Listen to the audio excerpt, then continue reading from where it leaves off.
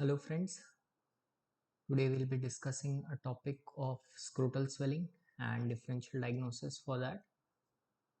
So this is a very important question from final MBBS point of view and also from post-graduation point of view. Even it will be helpful for NEET aspirants to solve question related to scrotal swelling. So what are the differential diagnosis for scrotal swelling and how do we evaluate and manage them in a flowchart diagram that also we'll discuss. So without further delay, let's get started.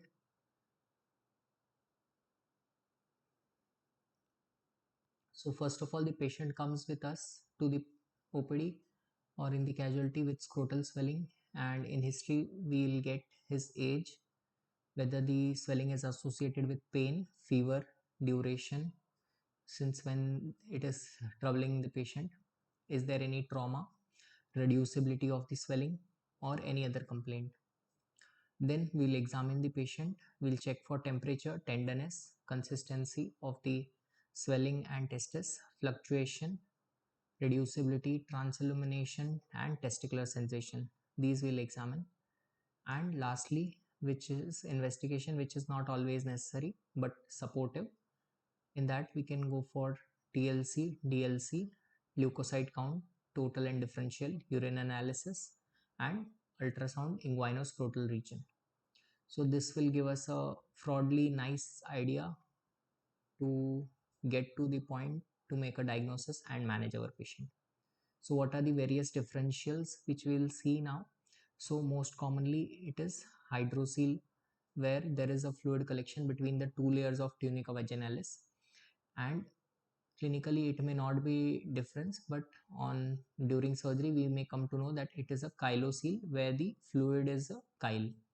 Then comes pilocele, where there is pus collection between these two layers, and it could be due to trauma and sometimes even be spontaneous, or it could be secondary infection to hydrocele or chylocele or even hematocele. So now coming to third one, that is hematocele. So here there will be blood collected between the two layers of tunica vaginalis. Fourthly is varicocele, where there is tortuous dilatation of the pampniform plexus of the veins of the uh, scrotum. Then Fournier's gangrene, where there is scrotal gangrene of idiopathic cause, testicular tumor, which could be benign or malignant. Then epidermoorchitis could also be a possibility, which is an infection most commonly in due to chlamydia trachomatis. Then epididymal cyst, which is not very common but it is seen sometimes, and it is a cystic degeneration of the paradidymis. Then spermatocele, that could be retention of portion of the sperm conducting duct in the epididymis. So it is spermatocele. And lastly is scrotal skin edema. Scrotal skin edema could be due to hypoproteinemia or anemia. So these are some of the common diagnoses, differentials for scrotal swelling. Now we'll be seeing each of one of them in a flowchart manner. So when we have a patient with scrotal swelling and whether there is pain, if there is pain, then we can consider whether there is history of trauma or not. If there is history of trauma, then we can consider that the patient has a hematocele. So in hematocele, we'll go for a scrotal exploration and evacuation of the blood collected. If there is no trauma, then we can ask whether there is fever.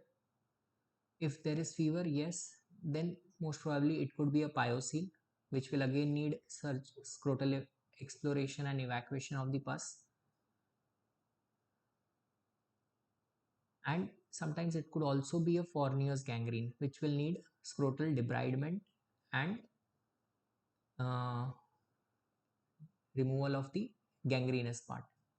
If fever is not specifically there, it may be there, may not be there, then it could be epidermoorchitis, that is infection of the epidermis and testis, and it will be mostly managed conservatively with antibiotics and scrotal support.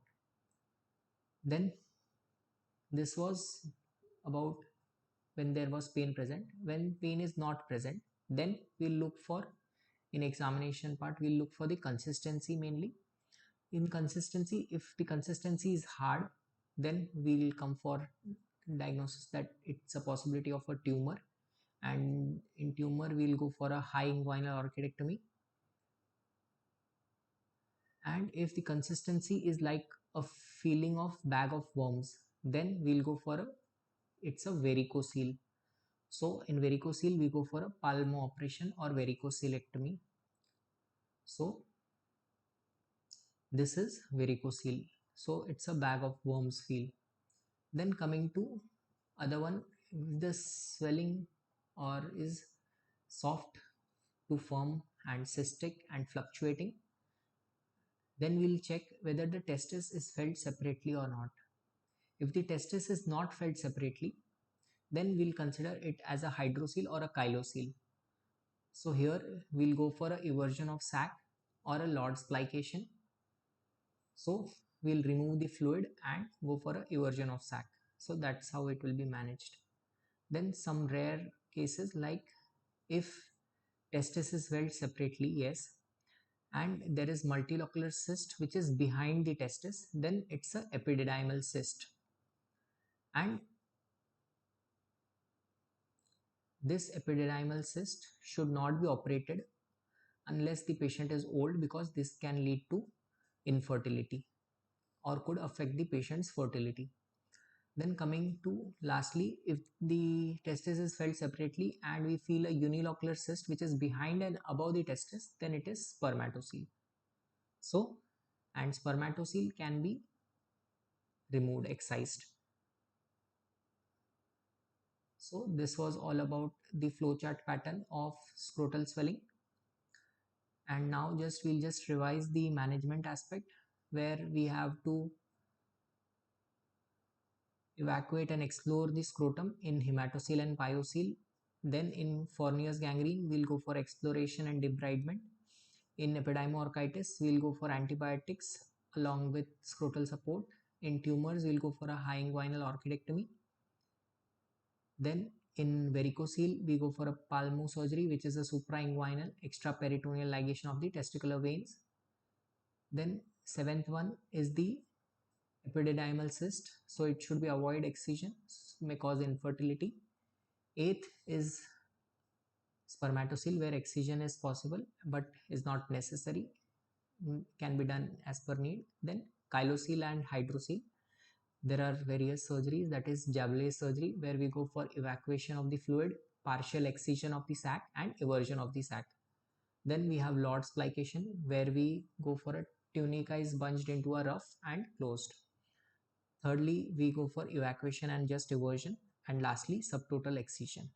So these are some surgeries which are done for these scrotal swellings, and hope it has been understood and it will be helpful for all the final year student and also for postgraduate examinees. So keep studying, keep growing, because great things take time. Never give up, and please like, share and subscribe. Thank you for watching, and see you soon in next video. Thank you.